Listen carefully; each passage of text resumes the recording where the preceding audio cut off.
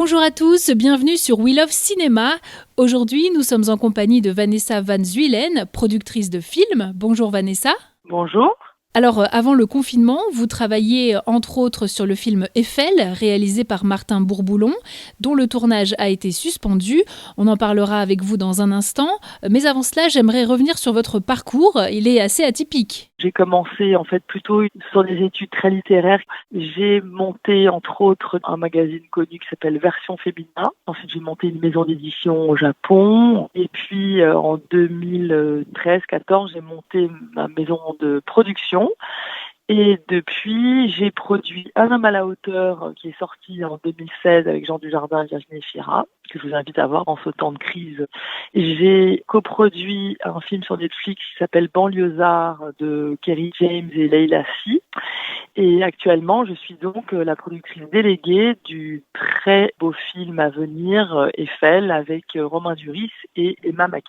Et qu'est-ce qui vous a donné envie de travailler dans l'industrie cinématographique ? J'ai toujours été complètement amoureuse du cinéma, donc je me suis toujours cachée les nuits à voir des films quand je ne devais pas les voir. Mon parrain était un des plus grands producteurs de tous les temps, qui s'appelle Sam Spiegel, qui était le producteur du Pont de la rivière Kwai, de Laurence d'Arabie. Donc en fait, je pense que ça m'a quand même beaucoup influencée d'aller avec lui sur les plateaux, que mes parents le choisissent comme parrain.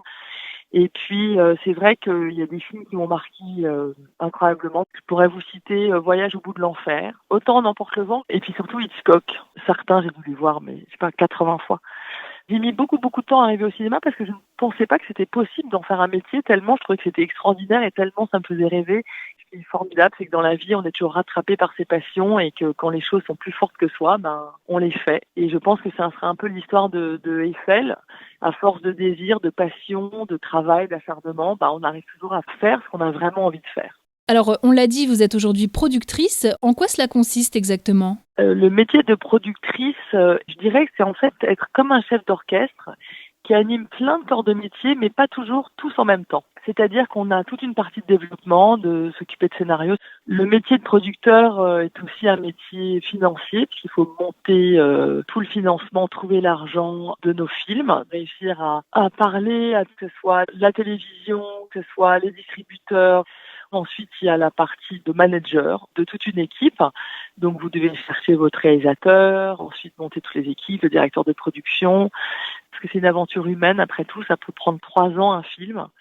Et c'est toutes ces rencontres, ces attachements, travailler en action comme ça ensemble. Et c'est quelque chose de très important qu'il faut surtout pas mettre de côté quand on veut faire de la production. Pour revenir à l'actualité, quel impact la crise du Covid-19 a-t-elle eu sur votre activité ? Il y a eu un fort impact économique sur ma société, notamment le surcoût lié à l'interruption du tournage Eiffel qui se chiffre à plusieurs centaines de milliers d'euros. Donc c'est quelque chose de très lourd. Nous devions tourner le lendemain du confinement et on a dû donc s'arrêter sec, ce qui a été très compliqué. Et justement, comment est-ce qu'on gère un tournage qui a été interrompu et qui doit reprendre dans ce contexte sanitaire ? Ça ne veut pas dire que je vais réussir à le faire, mais j'ai posé la date du 25 mai pour la reprise de mon tournage. J'ai mis en place de pouvoir tester 2 jours avant toutes mes équipes pour sécuriser tout le monde. Nous avons déjà acheté des lunettes, des blouses pour, par exemple, tous ceux qui seraient dans les ateliers, pour les costumes, parce que c'est eux qui seront obligés avec les figurants de leur mettre leur corset, etc., donc de les toucher. Voilà, avec le coton qu'on avait en plus, on commence à fabriquer nos propres masques. C'est un film à 23 millions d'euros, donc on a déjà dépensé beaucoup d'argent. Voilà, il faut vraiment qu'on le finisse. Mais ce qui est très important, c'est que psychologiquement, tous les acteurs qui seront sur le plateau se sentent très sécurisés. Surtout qu'on a, nous, des scènes là qui vont être très légères. En fait, c'est le début de Eiffel où Romain Duris va tomber fou amoureux de Adrienne qui sera jouée par Emma Mackey. Il faut qu'on mette en place un sentiment de sécurité très fort pour que les acteurs puissent oublier le Covid, qu'ils puissent, eux, jouer leur rôle d'amoureux tout jeunes qui viennent de se rencontrer. Là, les acteurs ont répondu présent. J'étais très content qu'on se retrouve, qu'on reparte dans l'action. Je crois qu'il y a beaucoup de gens qui ont envie de se retrouver, de construire, de créer. BNP Paribas vous accompagne pour le financement de ce film. En quoi consiste le partenariat ? C'est formidable parce que le BNP Paribas m'accompagne totalement sur le film Eiffel, qui vont communiquer pour tous les pays sur le film et m'aider à faire connaître le film. Et en plus de ça, c'est ma banque du cinéma. C'est-à-dire que c'est eux qui font le relais de financement pour tout le film de A à Z, ce qui est très très très important dans notre métier. Donc nous sommes doublement partenaires. Vanessa, pour terminer, on sait que le monde du cinéma est en veille actuellement. Comment est-ce que vous imaginez la reprise ? Alors la reprise va pas être facile pour tout le monde, c'est-à-dire que les films qui vont bénéficier d'une grande aide, c'est les films qui ont été interrompus. Le souci, c'est tous les films qui étaient en financement, où tout s'est un peu arrêté. Après, il y a un problème avec les films qui devaient se tourner à l'étranger, donc ils sont repoussés d'1 an. Donc il y a beaucoup d'incertitudes. On sera obligé, en tout cas, de se réadapter, trouver des manières de filmer un peu différemment, avec moins de gens, avec notre grande technologie qui, quand même, nous permet de faire des choses assez insensées. Donc on va devoir s'adapter et puis on est très bons, nous, les êtres humains, à s'adapter, je pense. Et en ce qui concerne la réouverture des salles ? Comme je pense que le grand public a quand même très envie d'aller au cinéma, c'est quand même notre outil de culture le plus proche de chez nous, le plus facile, enfin ça et les livres.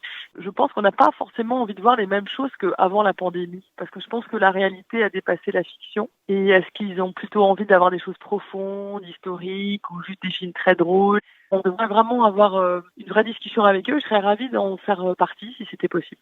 Eh bien, merci beaucoup Vanessa Van Zuylen pour nous avoir accordé ces quelques minutes d'interview et bon courage pour la reprise. Merci de nous avoir suivis aujourd'hui et à bientôt sur We Love Cinéma.